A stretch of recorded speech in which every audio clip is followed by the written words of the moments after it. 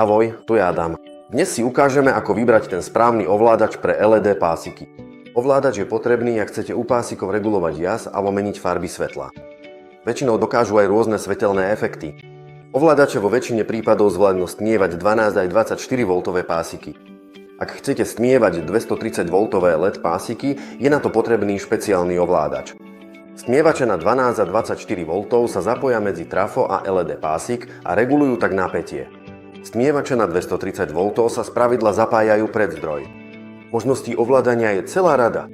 Existujú diaľkové, nástenné ovládače alebo pohybové senzory. Osvetlenie je možné tiež ovládať podľa jednotlivých zón. Niektoré ovládače umožňujú uložiť navolené scény. V našej ponuke nájdete aj ekosystém ovládačov a prijímačov, ktoré možno medzi sebou rôzne kombinovať a používať nezávisle na sebe.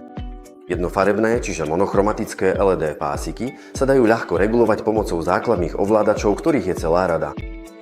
Tento manuálny stmievač je možné zapojiť pomocou DC konektorov.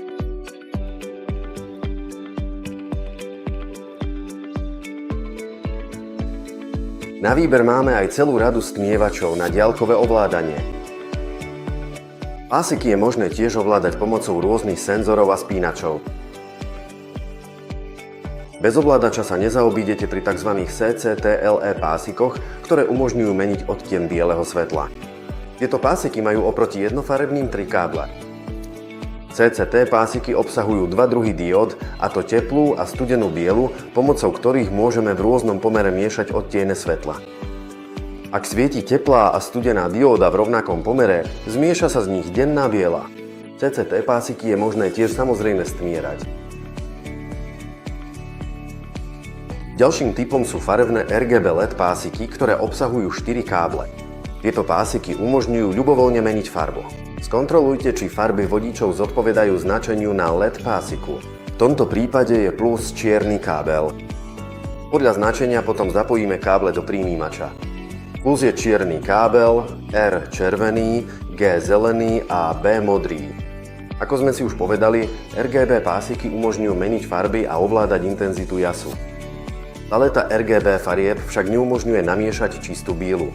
Ak by ste radi svietili farebným pásikom aj bielo, existuje alternatíva v podobe RGBV pásikov, ktoré navyše obsahujú aj bielu diódu.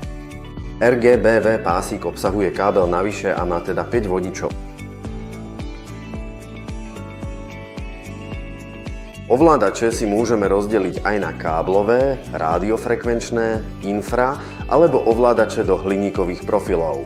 Ďalej je možné pásiky ovládať celou radou spínačov. V našom sortimente nájdete vstavané ovládače do nábytku, skriňové, na mávnutie alebo ovládač, ktorý reaguje cez pracovnú dosku. Ak si vyberáte z ekosystému Mi Boxer alebo Dimlet, príjimač a ovládač si kúpite zvlášť. Na jeden príjimač možno napárovať viacero rôznych ovládačov a osvetlenie tak ovládať nezávisle. Vybrané jednotky možno integrovať do systému inteligentných domácností. Tie základné možno napárovať na aplikáciu Tuya. V ponuke máme aj jednotky komunikujúce cez protokol Zigbee.